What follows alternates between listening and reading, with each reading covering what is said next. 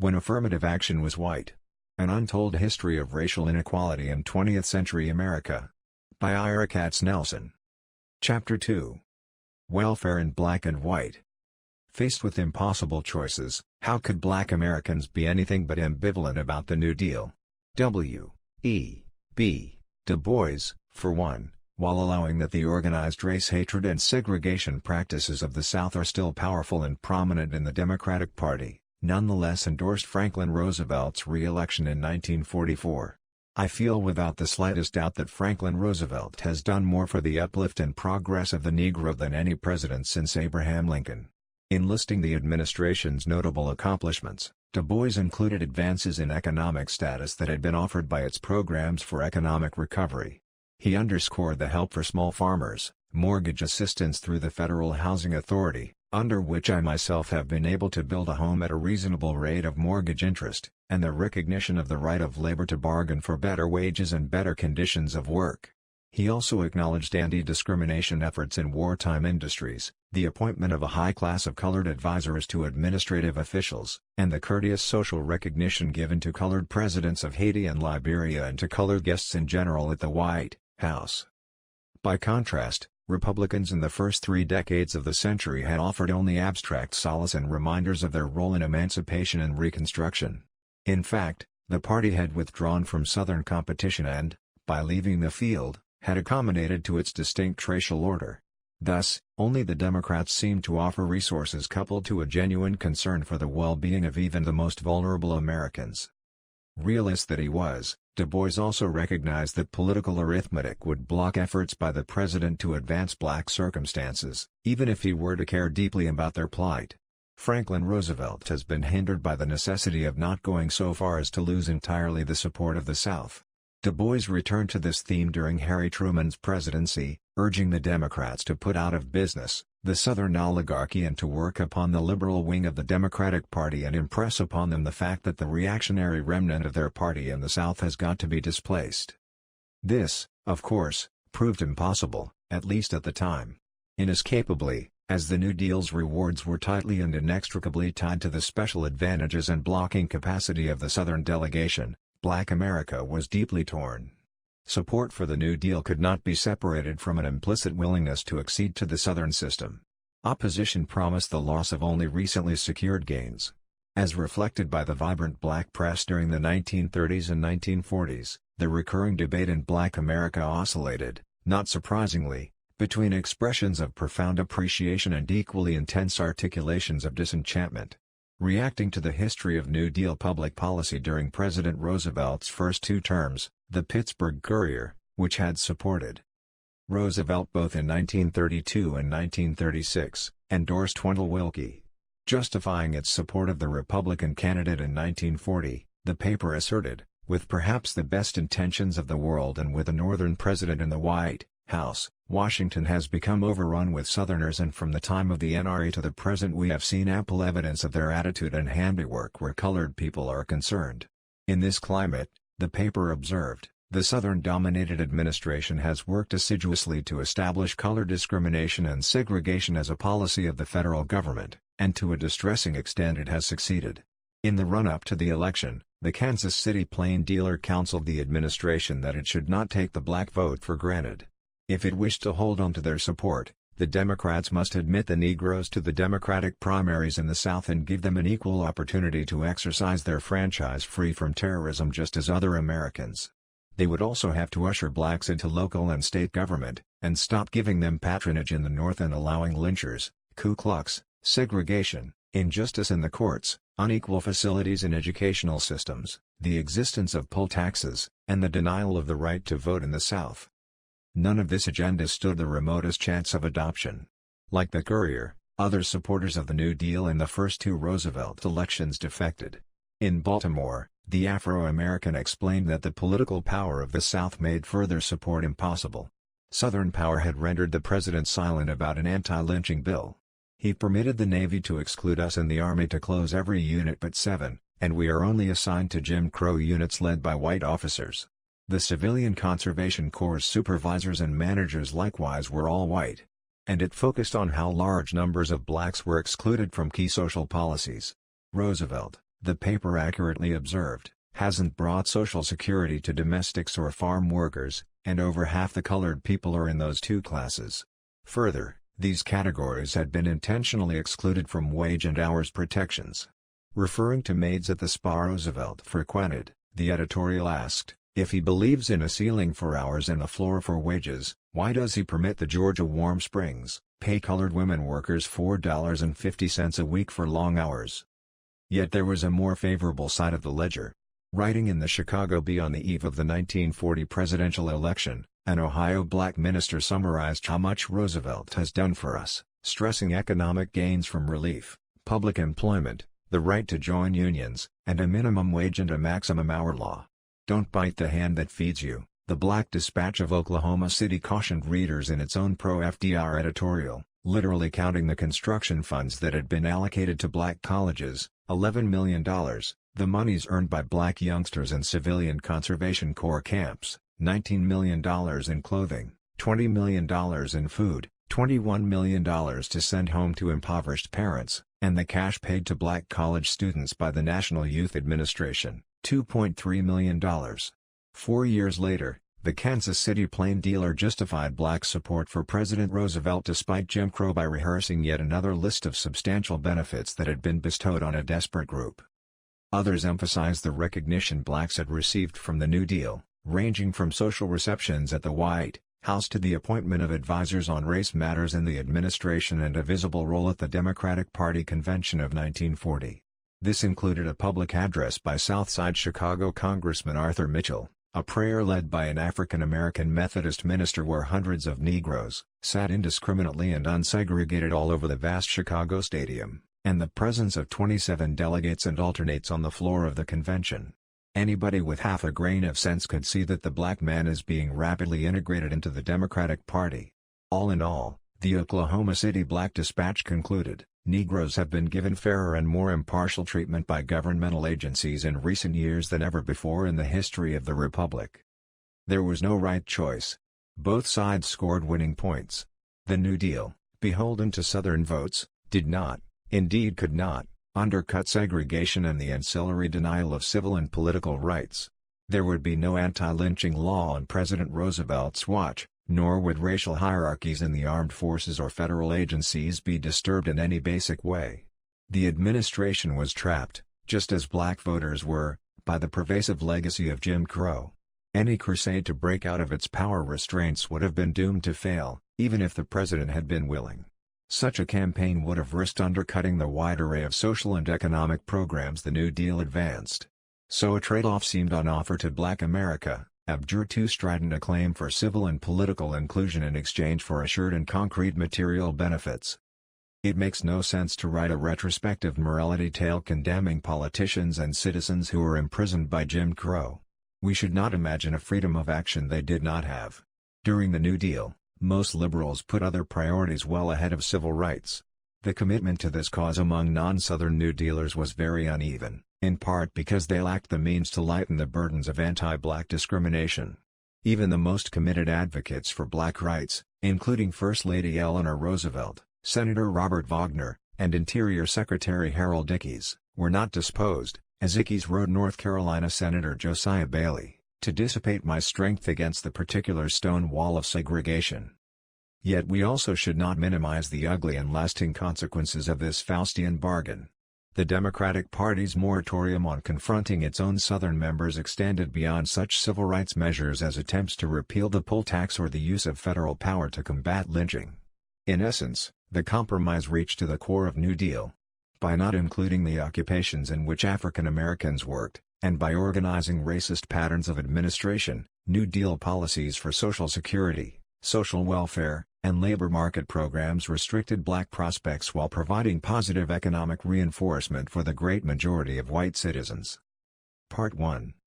The Economic Situation of Negroes in America, Gunnar Myrdal's hard-bitten summary of 1944 declared, is pathological.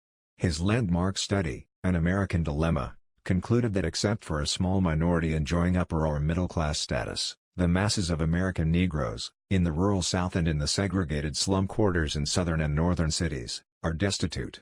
They own little property, Even their household goods are mostly inadequate and dilapidated. Their incomes are not only low but irregular. They thus live from day to day and have scant security for the future. In this period, most blacks, some 3 and 4, lived in the South.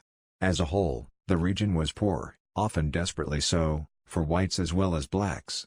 On the eve of the Great Depression, Southerners in all pursuits earned average incomes less than half those received by Americans in the rest of the country. Most, nearly 16 million, worked the land in the 1930s and early 1940s. Farm labor dominated the economy of the South as in no other region of the country. Of all people engaged in agricultural labor nationwide, 53% worked in the South in 1930, and 50% in 1940.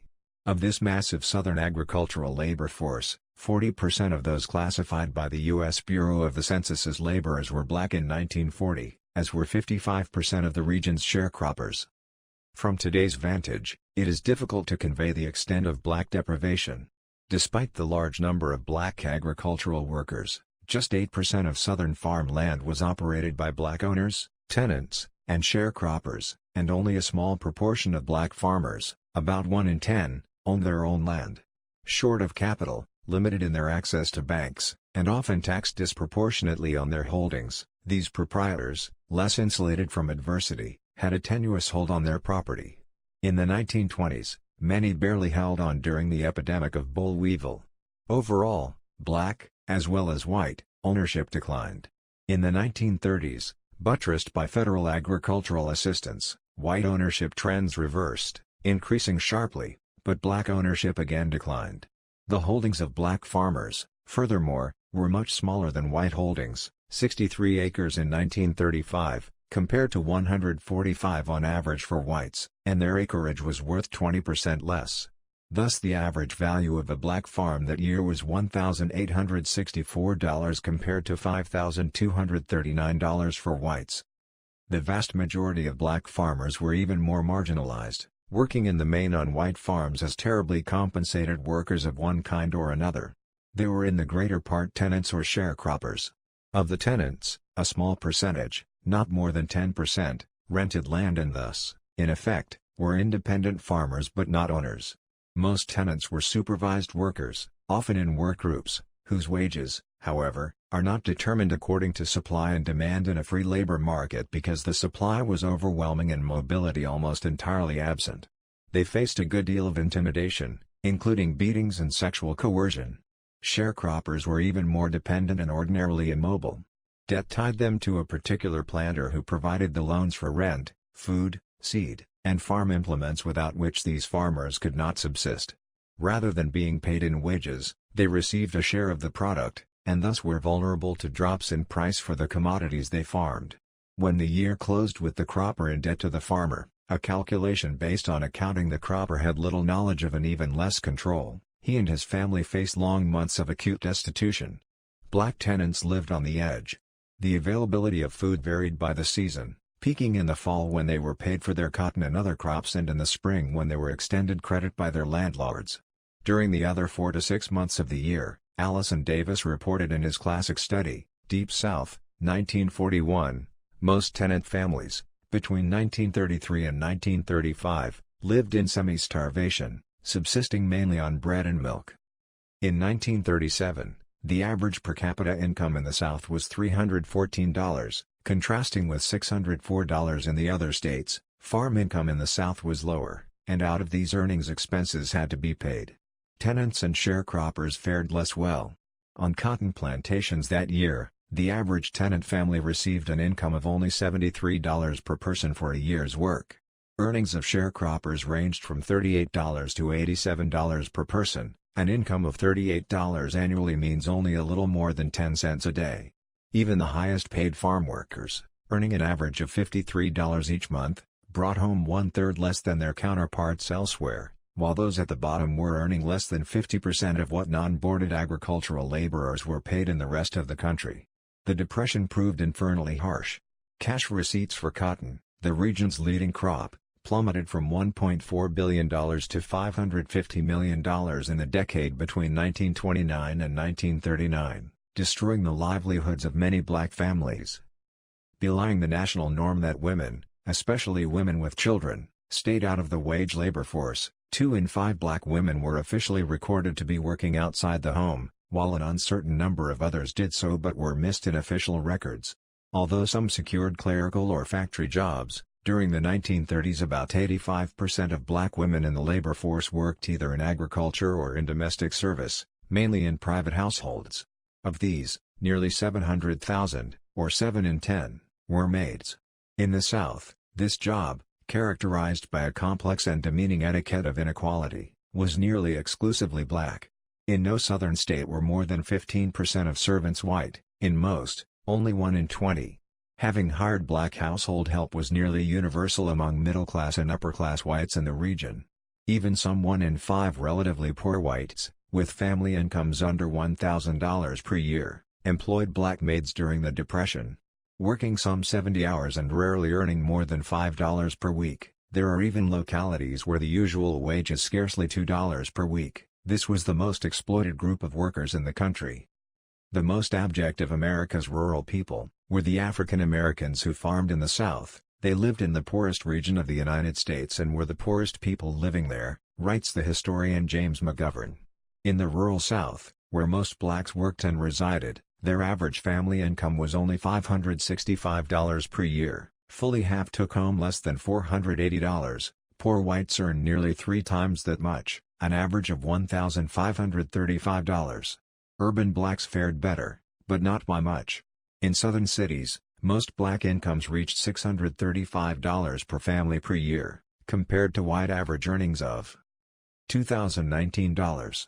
In bigger cities like Atlanta, Birmingham, Columbia, and Richmond, blacks earn more, but just an average of $760. In Atlanta, the wealthiest metropolis, only 3% earned over $2,000. By contrast, an emergency budget, spending at a very low, subsistence level and assuming a restricted diet and a house, usually an unpainted wood frame structure, without an indoor bathroom, required $903 a year for each family. The so-called maintenance level, $1,261, appears at present to be completely beyond the means of the general Negro population, particularly in the South, another analyst concluded in the 1940s. Living conditions were wretched. Not even 1 in 100 black farm families had cold or hot water piped into their homes, and only some 3 in 100 had hand pumps indoors, compared to about 20% of white families who could retrieve water inside. Whereas approximately 1 in 3 whites possessed an icebox or mechanical refrigerator, fewer than 1 in 10 blacks did. White homes averaged 5 rooms, black homes just 3. Often, these consisted of 1 or 2 poorly ventilated rooms that proved stifling in the heat of summer, and overcrowded and unhygienic all year round. In 1940, 97% of black rural dwellings lacked electricity. Urban housing was not much better. A national health survey discovered that just 10% of white families in cities lacked an indoor water supply, but 60% of blacks did not have water in their kitchens, 75% in their bathrooms. In Birmingham, Charleston, and Jackson, more than 90% had no facilities of this kind at all. And whereas urban whites in the South cooked with gas or electricity 90% of the time, the comparable black figures varied from a low of 1% in Jackson to a high of 49% in Dallas. Black health, not surprisingly, reflected a dire state of poverty. The cost of a doctor's visit, usually $3 in the early 1930s, was out of reach for most maids and farm workers. So, too, was medicine. Most Southern hospitals refused to admit African American patients. They were treated in black hospitals, which, in the late 1940s, had about 20,000 beds. In the South, black patients had access only to a limited number of teaching hospitals and segregated wings of voluntary hospitals. At the time, the national standard stipulated 4.5 beds for each 1,000 people. For blacks, the number hovered between 1.5 and 2.5 in the region's largest, best-equipped cities. In Atlanta, where blacks had access to fewer than 400 of the city's nearly 2,000 beds, some 300 were in a horribly substandard city hospital for the indigent. The South badly lagged behind the national standard specifying there should be no less than 1 doctor for every 800 to 1,000 individuals. Virginia and Louisiana had the best ratios, at 1 for every 1,200, Mississippi the worst, at 1 per 1,800. Nationally, there was only one black physician for 3,100 people. But the Southern ratio of black doctors to black residents was vastly worse than these averages: 1 to 7,100 in Georgia, 1 to 8,600 in Louisiana, 1 to 12,000 in South Carolina, and an astonishing 1 to 18,000 in Mississippi. Only a small number of black doctors secured hospital affiliations. Despite a higher birth rate than whites, the size of African American families lagged, the result of often astronomically disproportionate infant and maternal mortality rates. Death rates for blacks remained high across the age range. The records of the Metropolitan Life Insurance Company, which had insured more than 2 million blacks between 1911 and 1935, revealed an excess mortality as compared to whites of more than 40% for men and 70% for women. Comparing white and black policyholders, the firm discovered that the death rates are 2 or more times as high among the colored policyholders in influenza, tuberculosis, syphilis, cerebral hemorrhage, pneumonia, chronic nephritis, and homicide. At birth, the federal government reported, life expectancy for blacks lagged that of whites by 10 years in the period between 1939 and 1941. By 1947, the gap had grown to 11 years. Between the First and the Second World Wars, schooling was widely extended beyond the 8 primary grades to kindergartens for 5-year-olds and high schools. The secondary school population quadrupled in this period, from 1.5 to 6 million. In 1944, the American Council on Education ranked the states, based on information from 1939 and 1940, by the amount of additional expenditure that would be required to educate all children between the ages of 5 and 17 at the national median level. Of the 10 most needy states, 9 were Southern: Mississippi, Arkansas, Alabama, South Carolina, North Carolina, Georgia, Kentucky, Tennessee, and Louisiana. Of the 15 states that spent the least in support for each classroom, 14 were in the South. In the 31 states that did not maintain separate schools for black and white children, the median classroom received just over $2,100 each year. In the 17 southern states that practiced racial segregation, the sum was under $1,100. In the South, some 1.56 million children were schooled in classrooms whose budget was less than $600. Of these, fully 80% were black. Measured differently, the value of school plan equipment for each Southern white child in 1940 was $162, for each black $34. Most black schools, a comprehensive study reported, are usually without comfort, equipment, proper lighting, or sanitation. Most are of the 1 or 2 teacher type. Here are found the poorest trained and lowest salaried teachers, the shortest terms, the poorest attendance, the crudest buildings, and the most meager equipment and teaching materials. Further, many black children, 16% according to the 1930 census, were in the labor force, compared to 3% for whites. In the rural South, farm work by black children was so customary and officially countenanced that the public schools as a matter of course expect children of tenants to attend only when they are not required in the fields. Not surprisingly, black achievement was relatively low and illiteracy high. While just over 1% of whites were rejected from the military in 1942 for educational deficiencies, 10% of blacks were deemed inadequate. In Mississippi, 150 of every 1,000 potential African American inductees were rejected. In Georgia, an astounding 256 of every 1,000. In these 2 states, 1 in 4 registrants signed their selective service cards with a mark. Part 2. Under these circumstances, the opportunity for blacks to obtain relief payments and secure other sources of public benefits from the New Deal, limited though they were, could seem miraculous. At a time of little hope that disfranchisement, intimidation, discriminatory justice, job ceilings, wage differentials, or segregation could be remedied, the dramatic growth in federal spending promised feasible assistance. National programs were particularly important when naked discrimination prevailed across the spectrum of public services within the South. Under the misleading rubric of separate but equal, 1 in 7 public libraries in the South served blacks. Even some roads were segregated. Most black neighborhoods lacked paving and lighting.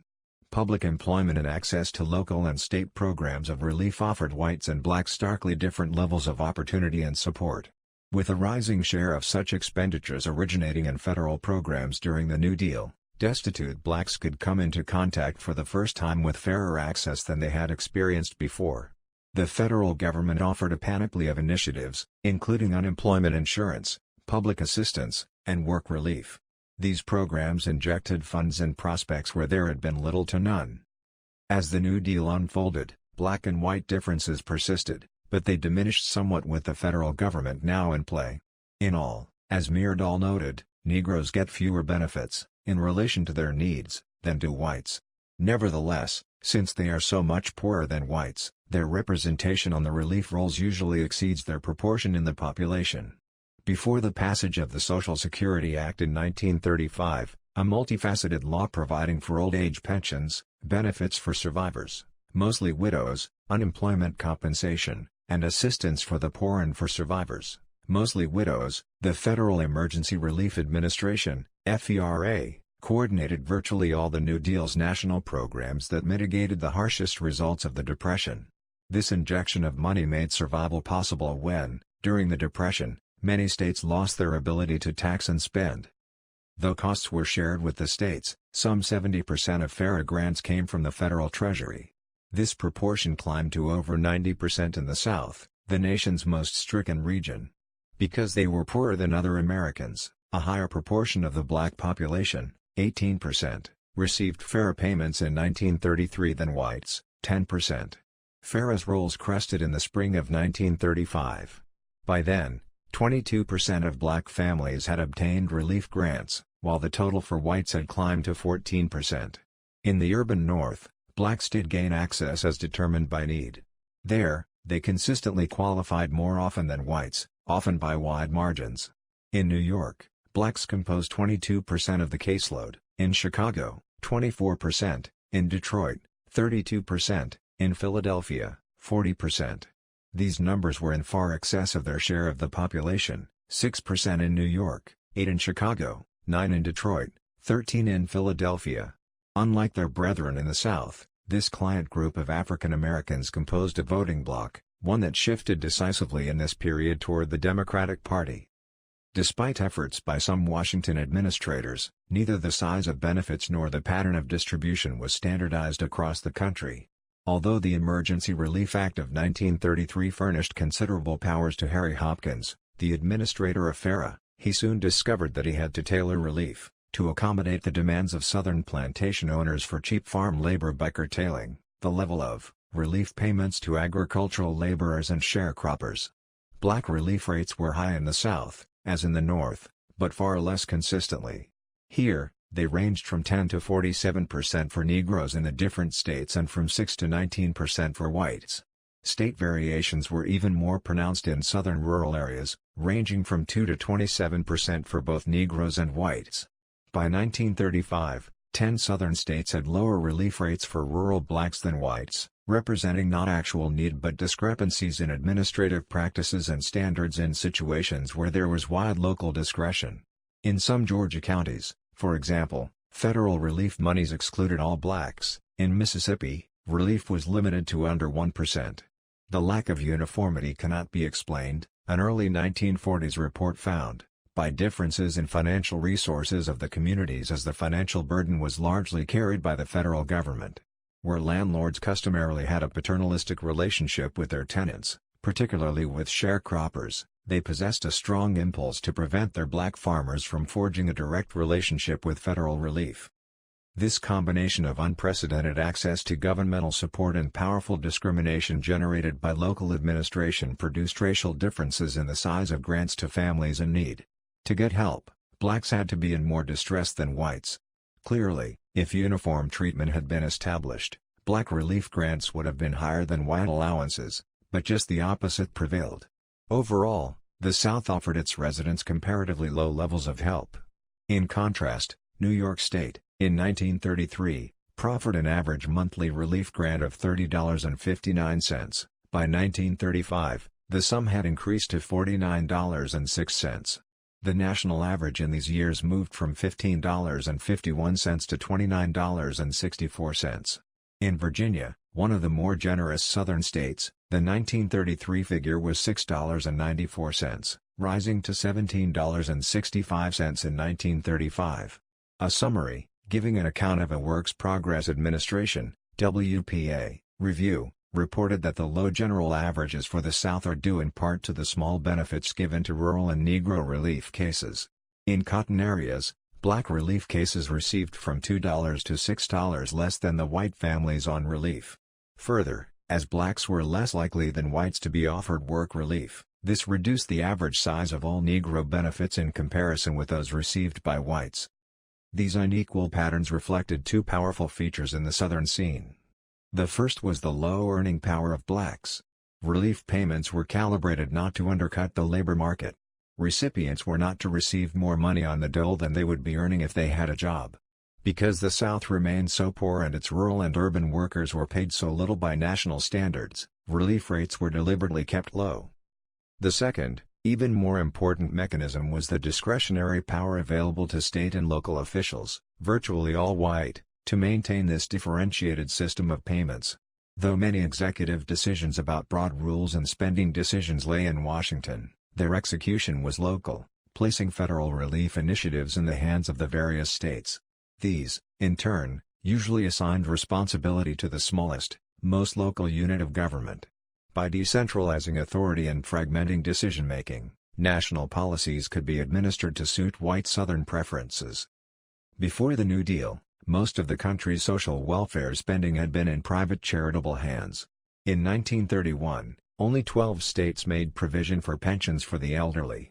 Public responsibility was meager, in the main restricted to individuals in extreme personal duress, such as the orphaned, insane, and blind, who often were placed in institutional care. Though there had been some gains in the 1920s in mothers' pensions, in the public sphere, and community chests, in the private sector, it was only with the New Deal that the public realm extended its reach to welfare broadly conceived. It was this extension, of course, that appealed to many African Americans, who otherwise could find very few sources of support in exceptionally difficult conditions. But this extension never was direct or unmediated by state and local officials, who were left almost totally free to manage programs and dispense largesse as they saw fit. Southern members of Congress often took the lead in demanding the expansion of federal aid.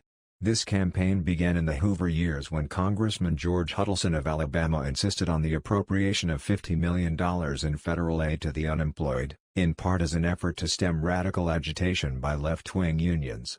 During Franklin Roosevelt's first term, this drive for funds proved successful as Southern states paid for relief with a higher proportion of national funds than any other region. Whereas federal transfers paid 53% of the relief bill in Connecticut and 55% in New York, they covered 87% of the cost in Virginia, 95% in Alabama and Georgia, 98% in North Carolina, and nearly 100% in Florida. The lowest federal contribution in the South was in Texas, at 73%, while it was over 80% everywhere else, and over 90% in 8 Southern states. Overall, during the 1930s, the various New Deal relief programs, including the FARA, CWA, and WPA, injected some $2 billion into this very needy section of the country. The South's political leaders thus had to find a tolerable balance between two sources of tension.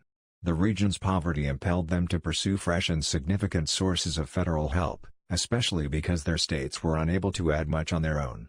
But they had to keep payments low and racially differentiated so as not to upset their low-wage economy, anger employers, or unsettle race relations.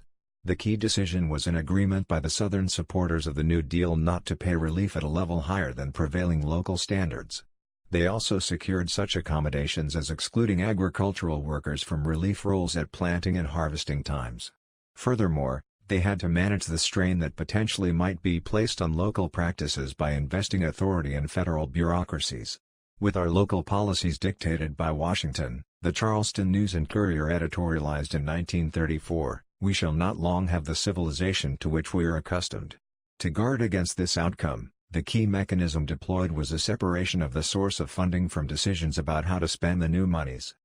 Southern congressional power ensured that all the various New Deal programs possessed this segmented character. Once a state had received a grant, it controlled expenditure, state law defined the authority of relief agencies, executive orders were issued by the governor or by the relief director he appointed, the legislature decided what money should be appropriated from state resources. This situation introduced a new set of institutional tensions and potential hostility between the levels of government in the federal system. But the federal government did not exercise its powers by enforcing equal treatment. To the contrary, it franchised authority to the states and their localities, which then were free to administer federal policy as they saw fit. Because the need was so urgent and the funds so national, Southern members of Congress had anticipated the potential dangers to Jim Crow and thus the administrative need to forestall them. They would risk receiving federal monies, the legislative record shows, provided that control of grants remained with the state authorities and no conditions requiring state actions were attached. Their goal was to maximize the flow of federal funds while maintaining local responsibility to ensure the continuing viability of the Southern racial order. This strategy worked. Southern racial patterns were guarded by the individuals who managed the programs. In Virginia, the capable administrator of relief, William Smith, had the characteristic attitude of the Southern person toward the Negro, a federal field representative reported. In Georgia, all federal grants were directly channeled through Governor Eugene Talmadge's office, where relief was administered by Dr. Herman de la Perriere, the archetype of the rotund, Southern politician who had absolutely no knowledge or ability in the fields of either relief or administration. By keeping temporary relief offered by the federal government in the first phase of the New Deal in local hands, the South's heritage of bigotry was both reflected and reinforced in patterns of spending and administration.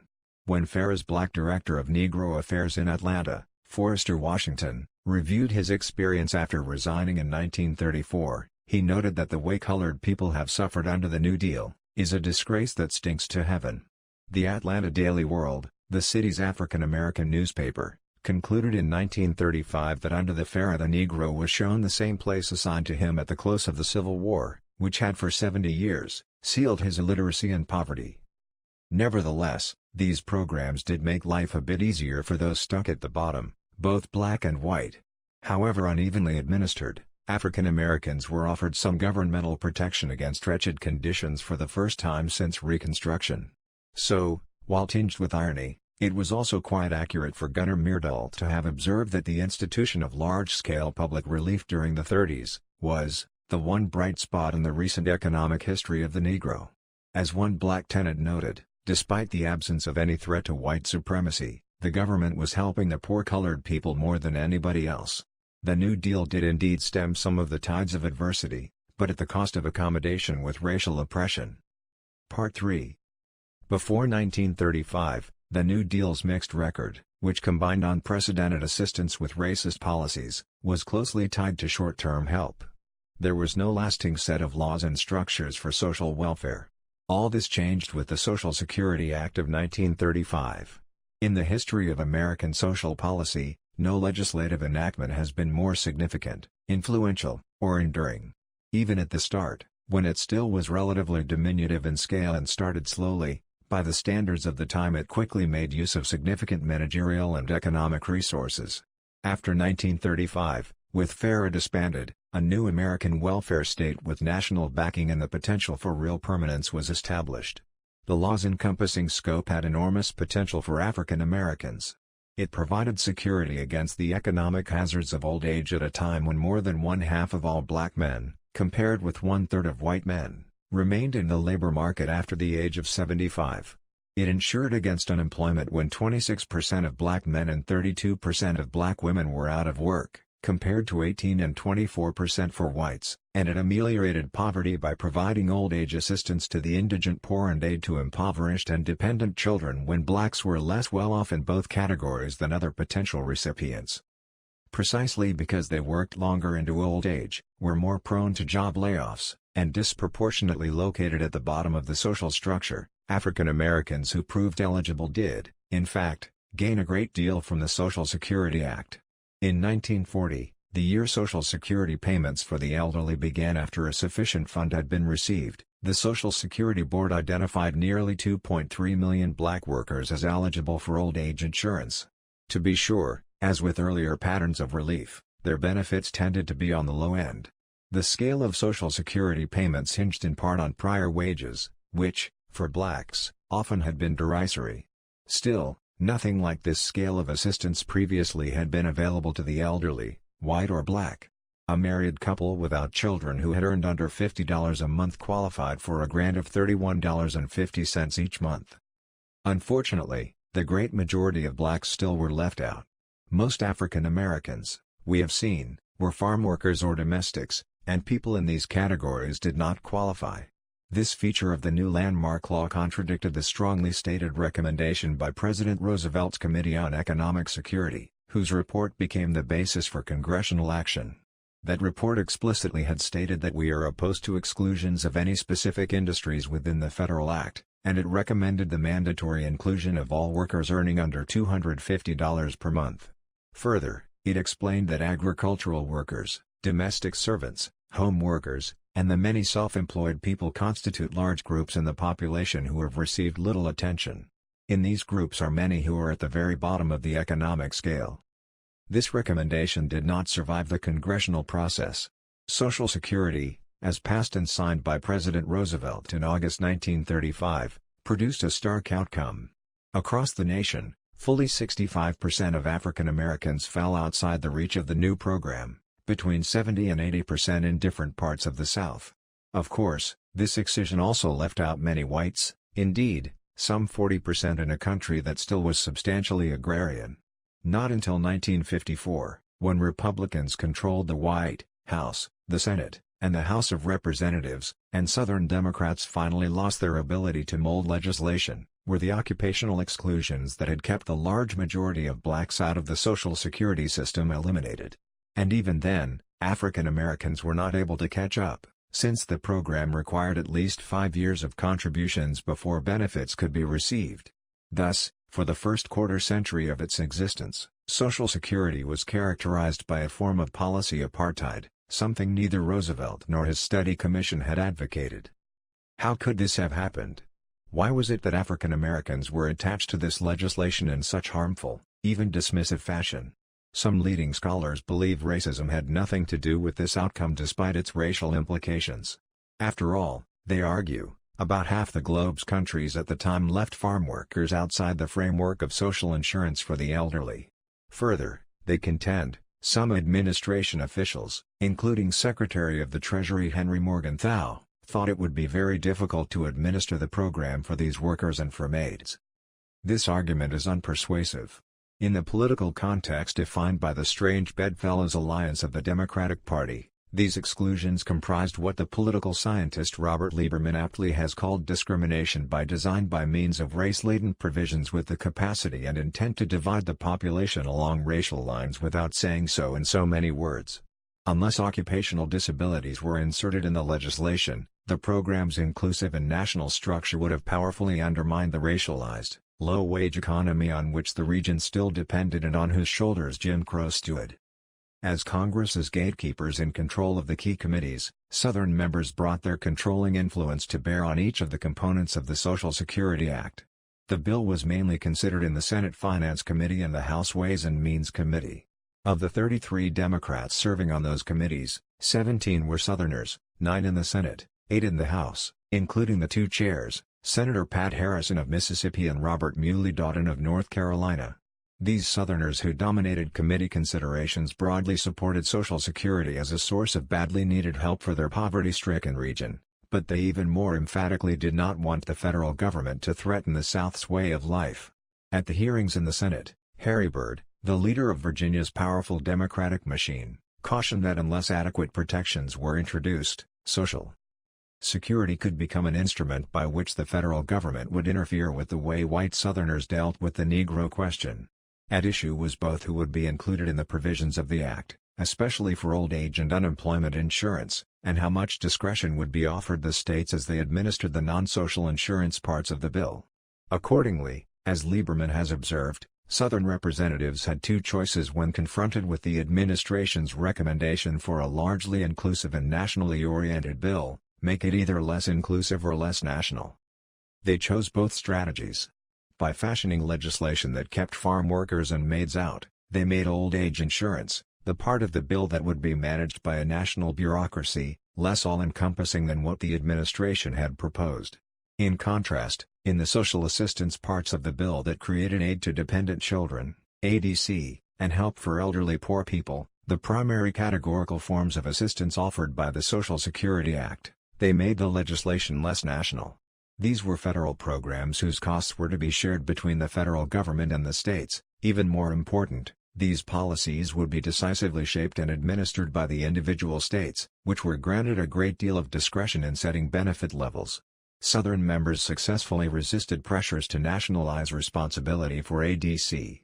Rather, by eliminating federal decency and health clauses in committee hearings, and by guarding against more than a minimal federal role on the floor of the House and Senate, they succeeded in keeping ADC's key contours, organization, and supervision in the hands of state governors, legislators, and bureaucrats. Though they failed to get Congress to agree to pick up the whole bill for the poorest states, the bulk of which were Southern, they did manage to pass a program of assistance to poor families that left all its key elements in local hands.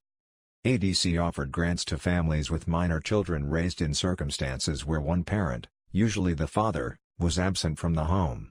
Because families were more likely to be headed by women and the prevalence of need was more extensive amongst African Americans, ADC was disproportionately black from the start, but not uniformly so. Across the United States, 14% of children in the program were black. In the South, however, state governments used their discretion, including provisions that an ADC home be suitable, to reduce their numbers. In Louisiana, 37% of the state's children were black, but 26% of ADC clients. In North Carolina, the comparable figures were 30 and 22, in South Carolina, 48 and 29, in Alabama 39 and 24, in Arkansas, 24 and 15. Texas, Kentucky, and Mississippi, in the 1940s, did not choose to participate in ADC, so their state's children did entirely without this source of help. We should note that ADC overall was less generous than the FAIR programs it had replaced, which, despite all their shortcomings, had injected more monies into poor black communities. Consider the situation in Georgia. Of the nearly 24,000 white and 23,000 black children eligible for aid in 1935, the state offered funds to only a small fraction. There was a huge disparity by race. Drawing on both a Social Security survey and an account by the State Department of Public Welfare, Swedish demographer Richard Turner found that 14.4% of white eligibles but only 1.5% of the Negro eligibles were funded. Further, more than half of the black cases, as opposed to just 18% of the white, could be found in counties with cities of at least 10,000 people. He thus concluded that while the situation is slightly better in cities, the fact remains that Negro children in Georgia have scarcely benefited from aid to dependent children and have suffered more than white children from the inadequacies of the existing program.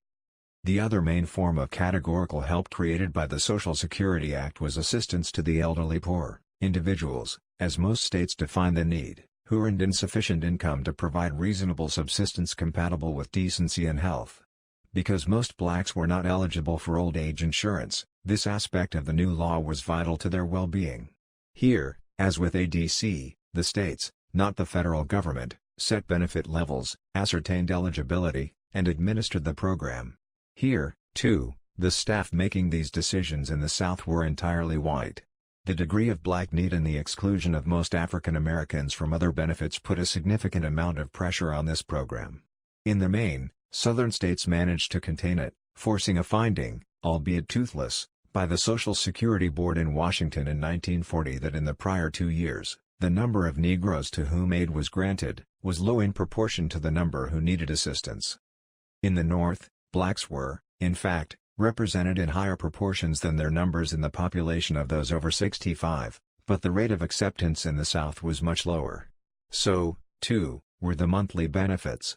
In Massachusetts, New York, Pennsylvania, Indiana, Ohio, Illinois, and California, blacks, who were less well off, received slightly higher grants than whites, ranging from $19 to $34 a month. By contrast, in North Carolina, South Carolina, Texas, West Virginia, Oklahoma, Delaware, Louisiana, Florida, Alabama, Mississippi, Tennessee, Kentucky, and Arkansas, white benefits were higher than those paid to blacks. Here, benefits often were very low.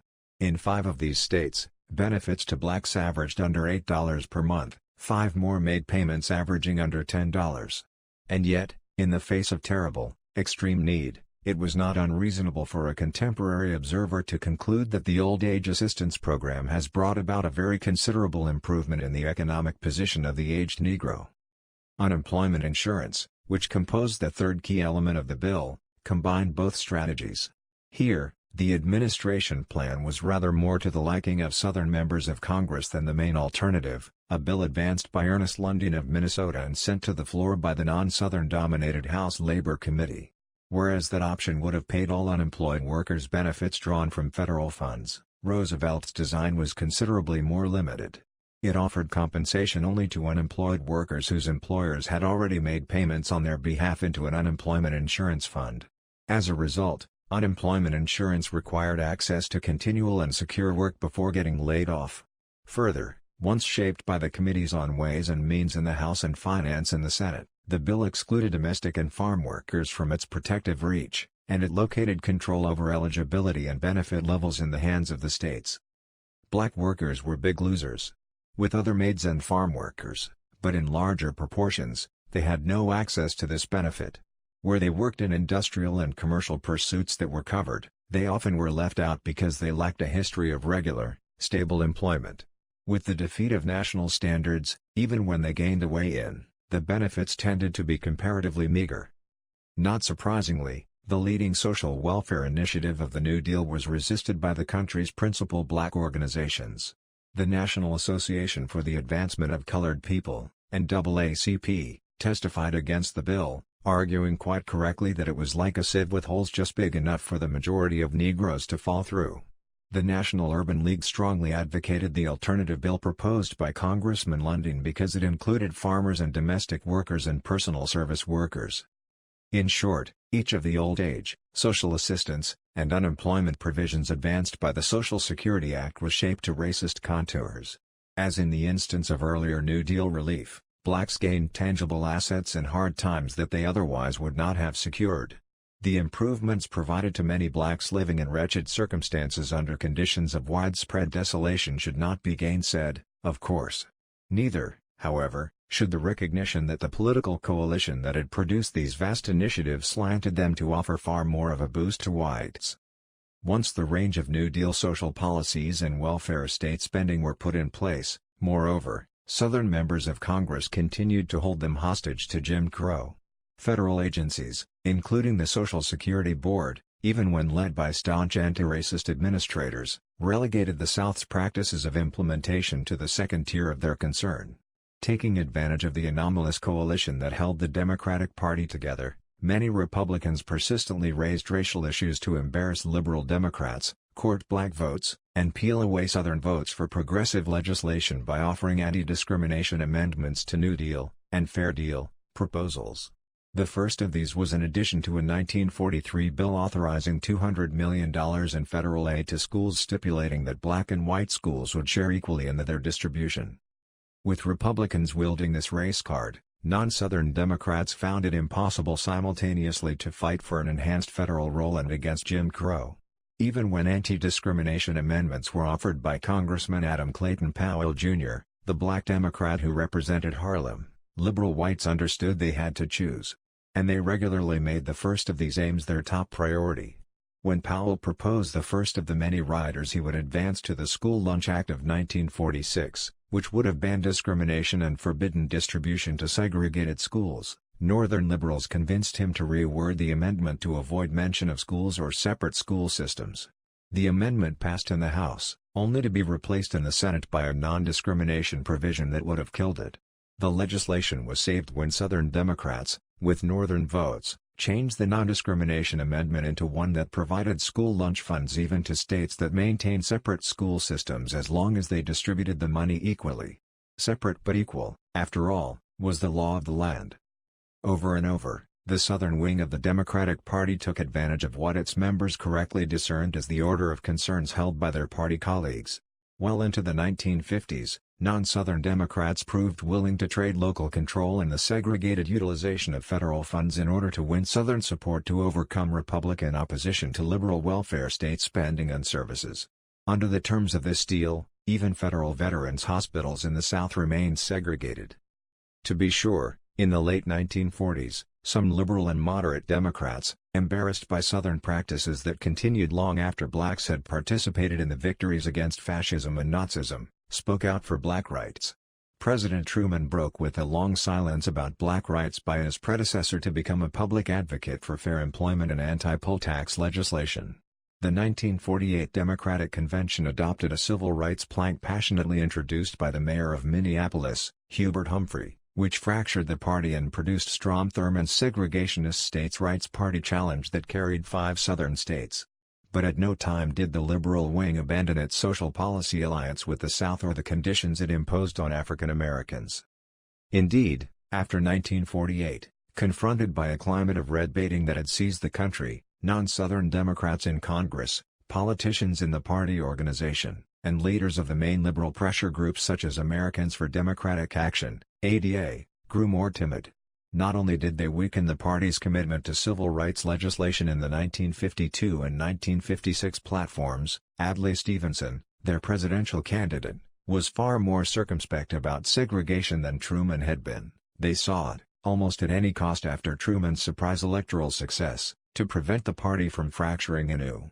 Perhaps emblematic of this turn back to the South was the letter sent by Hubert Humphrey, Minnesota's new junior senator, to 20 Southern newspaper editors in November 1951, which underscored his deep affection for their region. While not retracting his support for civil rights, he reassured them that he did not favor an aggressive federal effort. "I know that we frequently place too much trust in the power of the federal government. My program for civil rights places its main emphasis on community activity, including individual responsibility, education, and moral values, supported by legislative standards." Not long after, Walter White, of the NAACP, condemned Humphrey for his abject surrender when, in the Senate, he joined Majority Leader Lyndon Johnson to convince Northern Democrats to call off the attempt to reduce the number of votes it would take to end a filibuster. Part 4. When the New Deal began, the large majority of black Americans living in the South lacked the civil and political rights of citizens. Ironically, they achieved some starkly limited social rights to relief and welfare even before the battle against Jim Crow had made significant gains. But it was the absence of citizenship rights that radically curtailed these improvements. Barred from the South's political system by a wide array of exclusionary rules and practices, they could secure no effectual political presence either at home or in Washington. Without black political participation, Southern representatives in the House of Representatives and the Senate were utterly free not just to impede but veto the full and fair participation of African Americans in the most important welfare-oriented advances of the 1930s. Black and white Southerners stood across a great political divide. Blacks could not achieve civic and political inclusion. They lacked recognition as citizens. They had no standing within the polity. Even their physical presence in the public sphere was limited to specific racially designated zones. By contrast, Southern whites were accorded a privileged access to the political order. Since blacks counted in the numbers reported by the census, their large presence combined with their frequent inability to vote allowed white citizens to gain representation in higher proportions than their population in the House of Representatives. The Senate, with its distribution of 2 seats for each state, conferred on its 17 racially segregated states a veto on all legislative enactments they did not like. When this power was deployed, as it was in matters of relief and social insurance, it seriously widened the racial gap. Federal social welfare policy operated, in short, not just as an instrument of racial discrimination but as a perverse formula for affirmative action. Writing about slavery and its legacies, the political theorist Judith Schuyler has taken note of how often its neglect in general histories subsequently helped erase its impact on the consciousness of most white Americans. Europeans, she observed, might use the language of having been enslaved, but Americans have lived with the consequences of the real thing, in pain, guilt, fear, and hatred. This experience has been so profound that we should not be surprised that racism and Jim Crow imposed themselves on the key social policies of the New Deal. But if not surprised, we owe it to ourselves not to forget.